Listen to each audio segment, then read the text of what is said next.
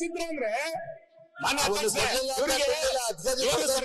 ಕಾರ್ಯವೈಖರಿ ಹೆಂಗಾಗಿದೆ ಅಂತ ಕೇಳಿದ್ರೆ ಗೃಹಲಕ್ಷ್ಮಿ ಯೋಜನೆ ಹಾಕ್ಲಿಕ್ಕೆ ನನಗೆ ಹುಷಾರಿಲ್ಲ ಅಂತ ಮಂತ್ರಿ ಹೇಳಿದಾಗ ಮುಖ್ಯಮಂತ್ರಿಗಳು ಸ್ವತಃ ಹೇಳ್ತಾರೆ ಏನು ಬಂದಿಲ್ಲ ಅಂತ. ಗೃಹಲಕ್ಷ್ಮಿ ಯೋಜನೆ ಅಕೌಂಟಿಗೆ ಹೋಗಿಲ್ಲ ಅಂತ ಹೇಳೋದು ರಾಜ್ಯದ ಮುಖ್ಯಮಂತ್ರಿಗೆ ಗೊತ್ತಿಲ್ಲ ಅಂತಂದ್ರೆ ಹೆಂಗ್ ಈ ಸರ್ಕಾರ ನಡೀತಾ ಇದೆ? ಈ ಗ್ಯಾರಂಟಿ ಯೋಜನೆ ಹೆಂಗ್ ನಡೀತಾ ಇದೆ? ಪ್ರತಿ ತಿಂಗಳು ಒಂದು ಮನೆಯ ಹೆಣ್ಣು ಮಗಳಿಗೆ 2,000 ರೂಪಾಯಿ ಕೊಡ್ತಿದೀವಿ ಅಂತ ನಾವು ಬದ್ಧತೆಯಲ್ಲಿ ಹೇಳಿದ್ರಿ. ಈಗ ನನಗೆ ಅನ್ನಿಸ್ತಾ ಇದೆ ಗೃಹಲಕ್ಷ್ಮಿ ಯೋಜನೆ ಇದು ಚುನಾವಣಾ ಲಕ್ಷ್ಮಿ ಆಗಿದೆ. MP ಎಲೆಕ್ಷನ್ ಆಗಬೇಕಾದ್ರೆ 2 ದಿನ ಮುಂಚೆ ನೀವು ಅಕೌಂಟಿಗೆ ಹಾಕಿದ್ರಿ, 3-4 ತಿಂಗಳು. ಬೈ ಎಲೆಕ್ಷನ್ ಹಿಂದಿನ ದಿನ 3 ತಿಂಗಳು ಹಾಕಿದ್ರಿ. ಈಗ ಜಿಲ್ಲಾ ಪಂಚಾಯತಿ ಚಾಲಕ್ ಪಂಚಾಯತಿ ಚುನಾವಣೆ ಬರ್ತಾ ಇದೆ. ಆ ಗೃಹಲಕ್ಷ್ಮಿಯನ್ನ ಚುನಾವಣಾ ಲಕ್ಷ್ಮಿಯನ್ನಾಗಿ ನೀವು ಬಳಕೆ ಮಾಡ್ಕೊಳ್ತಾ ಇದ್ದೀರಿ. ಹೀಗಾಗಿ ಗ್ಯಾರಂಟಿ ಯೋಜನೆ ಕಾಲಕ್ಕೆ ತೆಗಿಬೇಕು. ಪ್ರತಿ ತಿಂಗಳು ಗ್ಯಾರಂಟಿ ಯೋಜನೆ ಸಿಗಬೇಕು. ಅದು ಬಿಟ್ಟು ನಿಮಗೆ ಖುಷಿ ಬಂದಾಗ ಕೊಟ್ರೆ ಅದಕ್ಕೆ ಯೋಜನೆ ಅಂತ ಅನ್ಸೋದಿಲ್ಲ. ಯಾವಾಗ ಮುಖ್ಯಮಂತ್ರಿಗಳು ಯಾವಾಗ ಹೇಳ್ತಾರೆ ಬಡವನ ಕಷ್ಟ ಗೊತ್ತಾ ನಿಮಗೆ, ಬಡವನ ಹಸಿವು ಗೊತ್ತಾ ನಿಮಗೆ ಅಂತ ಕೇಳ್ತಾರೆ.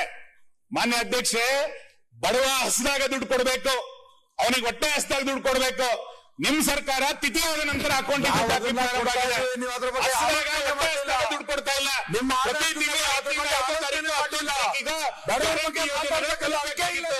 ಅದನ್ನ ತಲುಪೋದು ಸಂಪೂರ್ಣವಾಗಿ ವಿಫಲವಾಗಿದೆ ಅಂತೇಳಿ ನನಗೆ ಅನ್ನಿಸ್ತಾ.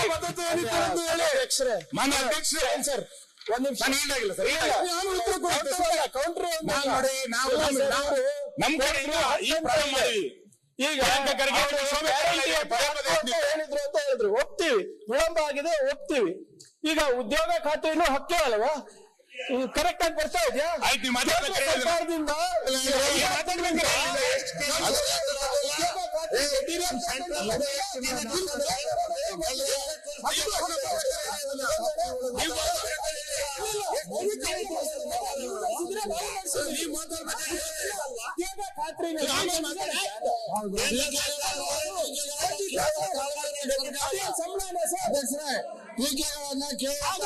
ಸರ್ಕಾರಕ್ಕೆ ನಾವು ಹೇಳಿದೀವಿ.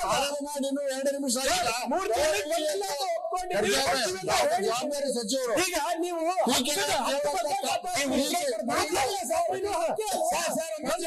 ಒಂದ್ ನಿಮಿಷ ಬಗ್ಗೆ ಮಾತಾಡ್ಲಿಲ್ಲ.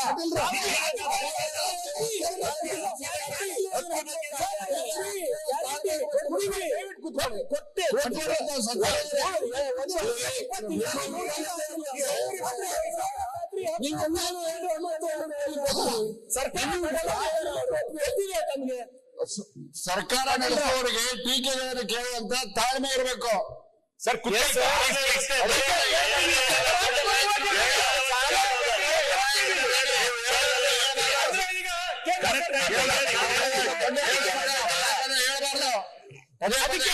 ಇಲ್ಲ, ಪದೇ ಪದೇ ಎದ್ದಿಲ್ಲ.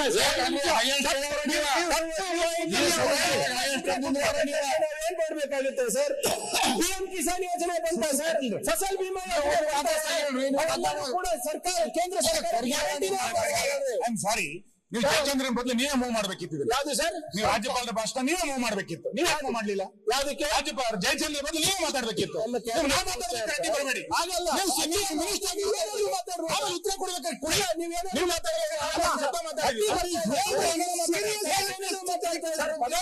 ಮಾತಾಡಬಾರ್ದು.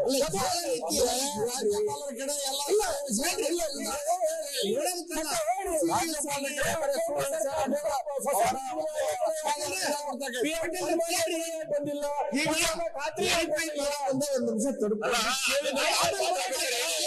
ಸುನಿಲ್ ಸರ್,